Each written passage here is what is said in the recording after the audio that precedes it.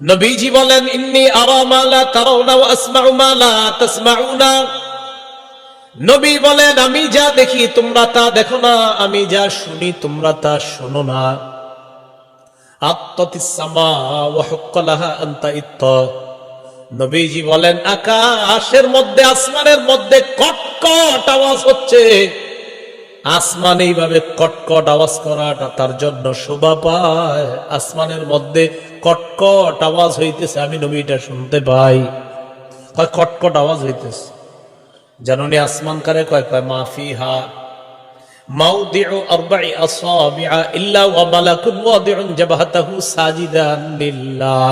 আসমানের এমন 4 আঙ্গুল জায়গা পরিমাণও ফাঁকা নাই যেখানে একজন ফেরেশতা সিজদা করে না। প্রতি 4 আঙ্গুল জায়গার মধ্যে একজন ফেরেশতার সিজদা আছে। নবী বলেন, সেখান থেকে কটকট আওয়াজ পাই। এরপর বলে, ইন্নী আরা মা লা তারাউনা লাউ তা'লামুনা মা আ'লামু লাদাহিকতুম কালিলান ওয়া লাবাকাইতুম কাসীরা। আমি যা জানি তোমরা যদি তা জানতে তাহলে তোমরা কম হাসতে, বেশি বেশি কান্না করতা। ওয়া মা তালাজ্জাজতুম বিন-নিসাই আলা ফুরুশিকুন্না। তোমরা বিবিদের সাথে বিছানায় আনন্দ উল্লাস করতা না। ওয়া লা খারাজতুম ইলাস সুউদাতি তাজআরুনা ইলাল্লাহ। তোমরা জঙ্গলের মধ্যে গিয়ে আল্লাহর কাছে আশ্রয় চাইতা আর বলতা, লাওয়াদিতু আন আকুনা শাজারাতান তু'বাদ। জঙ্গলে গিয়ে তোমরা বলতা, হায় আমি যদি গাছ হয়ে যেতাম এই জঙ্গলের একটা গাছের মতো, তাহলে আমাকে কেটে ফেলা হতো, কেটে ফেলার পর আগুনে জ্বালিয়ে দিয়ে বাস শেষ আমার জীবন, তাহলেই তো ভালো ছিল। কারণ যে অবস্থা, নবী কয় কিয়ামতের ময়দানের এই বিভীষিকাময় মুহূর্ত আর এরপর জাহান্নামের বর্ণনা যদি জানতা তো তুমি নিজে বলতা যে গাছ হইলে আরো ভালো হইতো। قال رسول الله صلى الله عليه وسلم خمس لا يعلمهن إلا الله। নবীজি বলেন, 5টি বিষয় আল্লাহ ছাড়া কেউ জানে না। 1 নাম্বার, ইন্নাল্লাহা ইনদাহু ইলমুস সাআ। কিয়ামত কবে হবে, কিয়ামতের জ্ঞান এটা আল্লাহর কাছে। 2 নাম্বার, ইউনাজ্জিলুল গায়স। বৃষ্টি কখন কি পরিমাণ হবে এটা আল্লাহ জানেন। 3 নাম্বার, ওয়া ইয়ালামু মা ফিল আরহাম। পেটের সন্তান ছেলে হবে না মেয়ে হবে এটা আল্লাহ জানেন। তা আল্ট্রাসোনোগ্রামে যে ধরা খায় ছেলে না মেয়ে, এটা হলো সন্তানের রূপ আসার পরে। রূপ আসার আগে এটা ছেলে না মেয়ে হবে এটা কে জানেন? ওয়া মা তাদরি নাফসুম মাযা তাকসিবু গাদা। আগামীকাল তুমি কি উপার্জন করবে, কোন মানুষ কি কামাই করবে এটা জানে আল্লাহ, এটা কেউ জানে না, এটা আল্লাহ জানে। ওয়া মা তাদরি নাফসুম বিআইয়ি আরদিন তামুত। কোন জমিনে কখন কোন সময় মৃত্যুবরণ করবা এটা কেউ জানে না, এটা জানেন আল্লাহ। এই 5টি বিষয় কে জানেন? তাহলে কিয়ামত কবে হবে এটা কে জানেন? কাফেররা কয় আমগো কাছে কিয়ামত আসবে না। সূরা সাবার 3 নম্বর আয়াতে আল্লাহ বলেন, ওয়াকালাল্লাযীনা কাফারু লা তা'তিনাস সাআ। কাফেররা কয় আমাদের কাছে কিয়ামত আসবে না। আল্লাহ বলেন, কুল বালা ওয়া রাব্বি লাতা'তিয়ান্নাকুম আলিমিল গায়ব। নবী আপনি বলেন, আমার রবের শপথ কিয়ামত তোমাদের কাছে আসবে। আরেকটু কমায় দেন ভাই। নবী আপনি বলেন কিয়ামত তোমাদের কাছে আসবে, আমার রবের শপথ। আলিমিল গায়ব, যিনি অদৃশ্যের মালিক। লা ইয়াযুবু আনহু মিসকালু যাররাতিন ফিস সামাওয়াতি ওয়ালা ফিল আরদি ওয়ালা আসগরু মিন যালিকা ওয়ালা আকবারু ইল্লা ফি কিতাবিম মুবিন। আল্লাহ বলেন, আসমান এবং জমিনের অনুপরিমাণ, সরিষা পরিমাণ কোনো কিছু অথবা এর চেয়ে ছোট অথবা বড় কোনো কিছু নাই যেটা আল্লাহর দৃষ্টিগোচরে নাই, যেটা আল্লাহর অগোচরে এমন না, বরং সব কিছুই আল্লাহর জ্ঞানে আছে। ছোট থেকে ছোট, বড় থেকে বড়, এগুলা সব আল্লাহ জানে। কোনো কিছু আল্লাহর অগোচরে নয়। সরিষার চাইতে কম জিনিস যদি আল্লাহর জ্ঞানে থাকে, কিয়ামত তো ভয়ঙ্কর একটা ব্যাপার, এটা তো আল্লাহ জানেনি। তো কাফেররা কয় কিয়ামত আসবে না, আল্লাহ কয় আসবে। সূরা ফুসসিলাত 47 নম্বর আয়াত, 25 নম্বর পারার শুরু পৃষ্ঠা, একদম শুরু লাইনটা।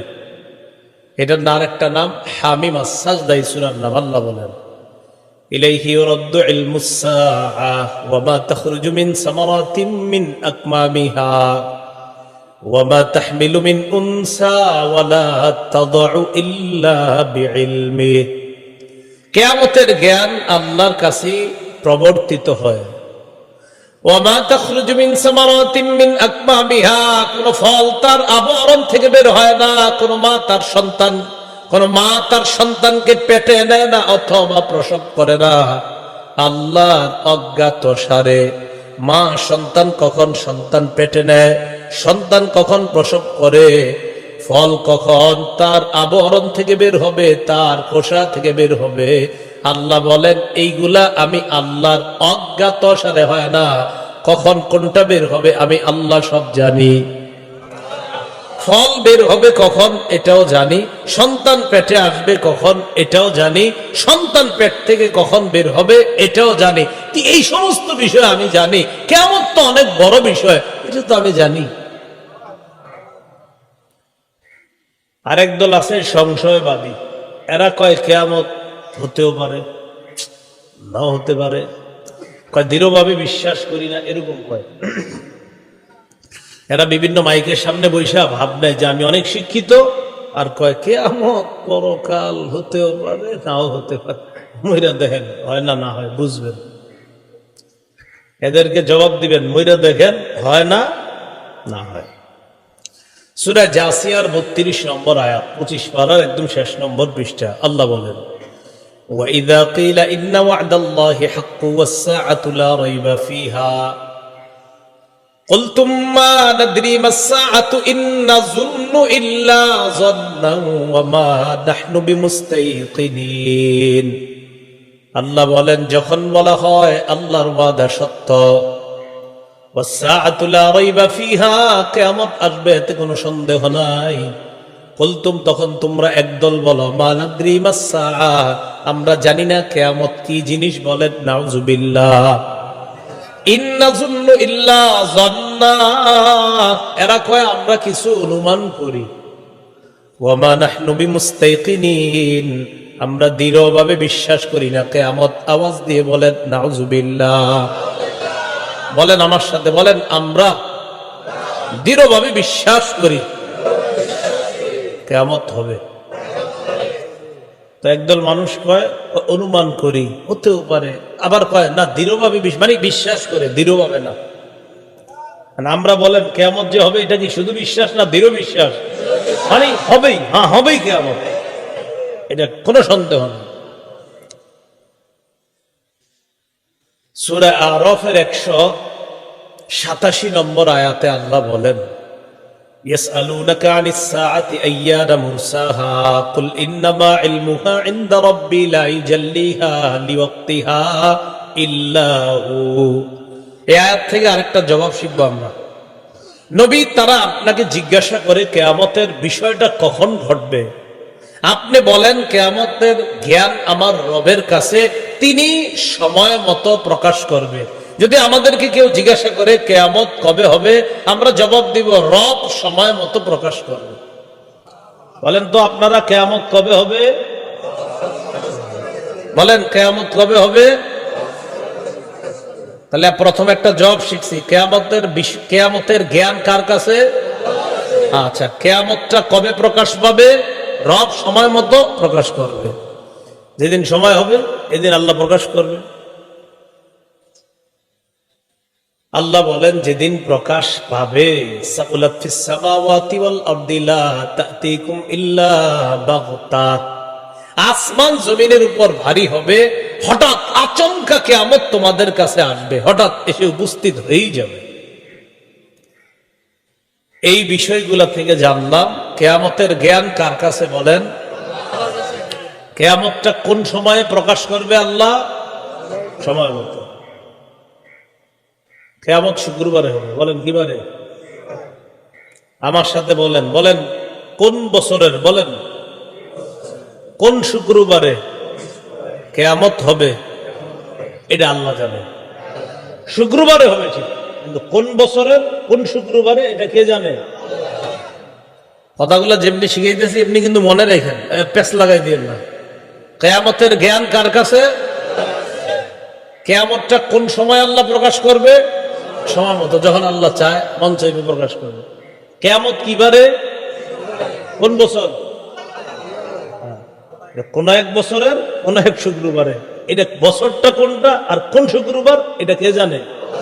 আল্লাহ জানে। তিরমিজি শরীফের 488 নম্বর হাদিসের বর্ণনা। عن أبي هريرة رضي الله تعالى عنه قال আবু হুরায়রা রাদিয়াল্লাহু তাআলা আনহুর বর্ণনা, আন্না রাসূলুল্লাহ সাল্লাল্লাহু আলাইহি ওয়াসাল্লাম قال خير يوم طلعت فيه الشمس يوم الجمعة। নবীজি বলেন, দিনের মধ্যে, আজকে বুধবার, কালকে বৃহস্পতিবার, পরে শুক্রবার, এই দিনের মধ্যে শ্রেষ্ঠ দিন হলো শুক্রবার। ফিহি খুলিকা আদম, শুক্রবার দিন আদম নবীরে বানানো হয়েছে। ওয়াফিহি উদখিলাল জান্নাহ, শুক্রবার দিন, জুমার দিন আদম নবীরে জান্নাতে প্রবেশ করানো হয়েছে। ওয়াফিহি উখরিজা মিনহা, শুক্রবার দিন আদম নবীকে জান্নাত থেকে বের করা হয়েছে। বলেন, আব্বা আদমরে কিবারে বানানো হয়েছে? জান্নাতে দেওয়া হয়েছে কিবারে? জান্নাত থেকে বের করা হয়েছে কিবারে? নবীজি শেষে বলেন, ওয়ালা তাকুমুস সাআতু ইল্লা ফি ইয়াউমিল জুমআহ, কিয়ামতটা যেদিন হবে ওই দিনটাও হবে শুক্রবার। কিয়ামত যেদিন হবে ওই দিনটা হবে কিবার? বলেন, কিয়ামতের জ্ঞান কার কাছে? কিয়ামত আল্লাহ কবে প্রকাশ করবে? কিয়ামত কিবারে হবে? কোন বছরের? মাশাআল্লাহ। কিয়ামত হবে সবচেয়ে নিকৃষ্ট মানুষের উপর। বলেন, কার উপর? আর একটা বিষয় জানলাম, কিয়ামত যাদের উপর হবে আর কি, তারা হবে পৃথিবীর সবচেয়ে নিকৃষ্ট মানুষ। ইবনে মাজাহ 4039 নম্বর হাদিসের বর্ণনা। عن أنس بن مالك عنه أن رسول الله صلى الله عليه وسلم قال لا يزداد الأمر إلا شدة ولا الدنيا إلا إدبارا ولا الناس إلا شحا। নবীজি বলেন, দিন যত যাবে প্রতিটা বিষয় তত কঠিন হবে। ওয়ালাদ দুনিয়া ইল্লা ইদবারা, অভাব অনটন বাড়তে থাকবে। ওয়ালাদ নাসু ইল্লা শুহা, মানুষ কৃপণ হতেই থাকবে। দিন যত যাবে বিষয়গুলো কঠিন হবে, দুনিয়া অভাব অনটন বাড়তে থাকবে। শুধু তাই না, মানুষ কৃপণ হতে থাকবে দিন দিন। হাদিসের শেষে আল্লাহ নবী বলেন, ওয়ালা তাকুমুস সাআতু ইল্লা আলা শিরারিন নাস, কিয়ামত যাদের উপর ঘটবে ওই মানুষগুলা হবে পৃথিবীর সবচেয়ে নিকৃষ্ট মানুষ। নাউজুবিল্লাহ। কিয়ামত যাদের উপর ঘটবে এই জাতীয় মানুষদের থেকে আমাদেরকে সহ আমাদের পরবর্তী যারা আসবে দুনিয়াতে তাদেরকেও যেন আল্লাহ হেফাজত করে। কারণ কিয়ামত যাদের উপর ঘটবে তারা হবে পৃথিবীর সবচেয়ে নিকৃষ্ট মানুষ। 1 নম্বর, কিয়ামতের জ্ঞান কার কাছে? 2, কিয়ামত আল্লাহ কবে প্রকাশ করবে? 3, কিয়ামত কিবারে হবে? কোন বছরের? 4, কিয়ামতটা কাদের উপর হবে? মনে থাকবে নি? ঠিক এমনি কইবেন, কাউরে কইনি। কিয়ামতটা যেদিন হবে, ইসরাফিল একটা সিংহায় ফু দিবে, সেদিন কিয়ামত হবে। ইসরাফিল সিংহাটা মুখে নিয়ে মাথাটা ঝুঁকায়া কানটা খাড়া করে রাখছে। সুবহানাল্লাহ। সিংহাটা মুখে, মাথাটা ঝুঁকায়া রাখছে, কানটা খাড়া করে রাখছে। নবীজি যে হাদিসটা বলছেন, এই হাদিসটা মন দিয়ে শোনেন। আর হাদিসের শুরুতে নবীজি যে কথাটা বলছে, এই কথাটা আজকে রাত্রে সহ প্রত্যেকদিন কয়েকবার স্মরণ করবেন, বিছানায় মাথাটা লাগায়া। আল্লাহর পরে যিনি শ্রেষ্ঠ, কে তিনি? বলেন, মুহাম্মদ সাল্লাল্লাহু আলাইহি সাল্লাম। তিনি কি বলে দেখেন, তিরমিজি শরীফের বর্ণনা 3243 নম্বর হাদিস, 3243 নম্বর হাদিসের বর্ণনা। এই হাদিসের মধ্যে নবীজি বলেন, আন আবি সাঈদ আল খুদরি রাদিয়াল্লাহু তাআলা আনহু আন্না রাসূলুল্লাহ সাল্লাল্লাহু আলাইহি ওয়াসাল্লাম قال, নবীজি বলেন, কাইফা আনামু ওয়া ক্বাদ ইলতাকামা সাহিবুল করনিল করনা ওয়া হানা জাবহাতা ওয়া আসগা সামআ ইয়ানতাজিরু আইয়ুমার আইয়ানফুখা ফায়ানফুখা ফিহা। নবীজি বলেন, আমি কিভাবে আনন্দ করব বলো তো। নবীজি বলেন, এই বলো আমি কিভাবে আনন্দ করি। আরে আমি আনন্দ উল্লাসটা করব কিভাবে? সিংহাওয়ালা তো সিংহা নিয়ে অপেক্ষায় রয়েছে। আমি আনন্দটা করি কিভাবে? আমার টেনশন হইতেছে, সিংহাওয়ালা সিংহাটা মুখে নিয়ে অপেক্ষা আছে। নবীজি কয়, এই টেনশনে আমি আনন্দই করতে পারতাছি না। নবীজি বলতেছে যে সিংহাওয়ালা সিংহাটা মুখে নিয়ে বসে রয়েছে, আমি এই টেনশনে আনন্দ করতে সুযোগ পেতেছি না। আমার টেনশন হইতেছে সিংহাওয়ালা কখন ফু দিয়ে দেয়। কয় কিভাবে আছে জানো? হানা জাবহাতা, কয় মাথাটা ঝুঁকে রাখছে, ওয়াসগা সামআ, কানটা খাড়া করে রাখছে, ইয়ানতাজিরু আইয়ুমারা আইয়ানফুখা, অপেক্ষা আছে কখন সিংহায় ফু দেওয়ার হুকুম করবে। ফায়ানফুখা, ফু দেওয়ার হুকুম করতে দেরি, ফু দিতে দেরি হবে না। সাহাবীগণ বললেন, ফাকাইফা নাকুলু ইয়া রাসূলুল্লাহ, তখন আমরা কি বলবো? আমাদেরকে একটু জানায়া দেন, এই জাতীয় পেরেশানির সময় আমরা কি পড়বো? নবীজি বললেন, কুলু, তোমরা পড়বা হাসবুনাল্লাহু ওয়া নি'মাল ওয়াকিল। পড়েন তো, তাওয়াক্কালনা আলাল্লাহি রাব্বিনা। নবীজি বলেন, এই পেরেশানি হলে তোমরা পড়বা হাসবুনাল্লাহু ওয়া নি'মাল ওয়াকিল, তাওয়াক্কালনা আলাল্লাহি রাব্বিনা। মনে থাকবে নি? হাসবুনাল্লাহু ওয়া নি'মাল ওয়াকিল, তাওয়াক্কালনা আলাল্লাহি রাব্বিনা। কার্যনির্বাহী হিসাবে আল্লাহ আমাদের জন্য যথেষ্ট। হাসবুনাল্লাহ, আল্লাহ আমাদের জন্য যথেষ্ট। নি'মাল ওয়াকিল, তিনি কতই না উত্তম কার্যনির্বাহক, তিনি কতই না উত্তম অভিভাবক, তিনি কতই না উত্তম ওকিল। আমরা আল্লাহর উপর ভরসা করলাম, যিনি আমাদের রব, এই রবের উপর আমরা ভরসা করলাম, ইনশাল্লাহ কিচ্ছু হবে না। মানে এই জাতীয় একটা আত্মবিশ্বাস রাখা। হ্যাঁ, এই পেরেশানিও আনা যে সিংহাওয়ালা তো সিংহা মুখে নিয়ে আছে, আমি উল্লাসটা করি কিভাবে? আমি গান কিভাবে শুনি?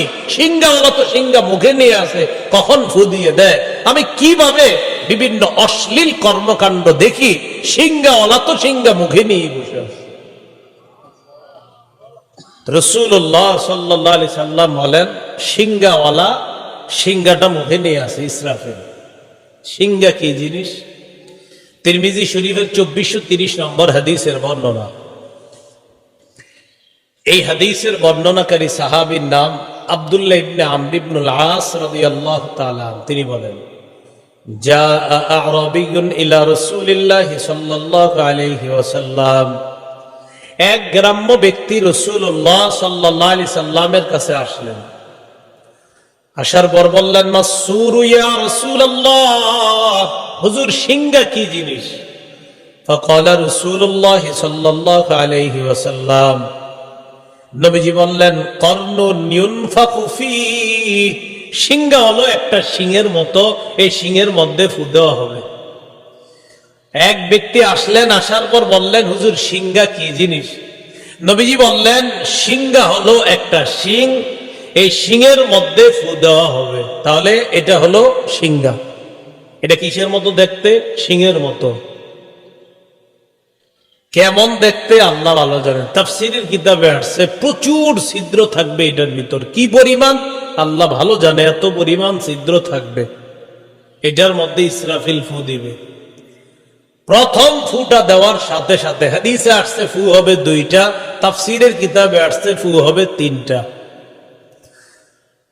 হাদিসের ভাষ্য অনুযায়ী যদি ফু 2টা হয়, প্রথম ফুয়ে জমিন পাহাড় গুলা এক ধাক্কায় সব চূর্ণ বিচূর্ণ হয়ে যাবে। এক ধাক্কায় মানুষগুলা বেহুশ হয়ে যাবে।